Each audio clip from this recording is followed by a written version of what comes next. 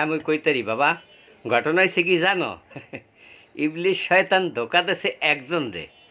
আর এখন মগো বাংলাদেশের মানুষগুলাই হেরা যে কত মানুষের ধোকা দেয় হেরার কোনো শেষ নাই। কারণ ঘটনা হয়েছে কি, মনে করো এই যখন একটা শিশু জন্ম নেয় তখন হ্যাঁ দেহে একমাত্র আল্লাহ দেওয়ার পরাণ ছাড়া কিচ্ছু থাকে না।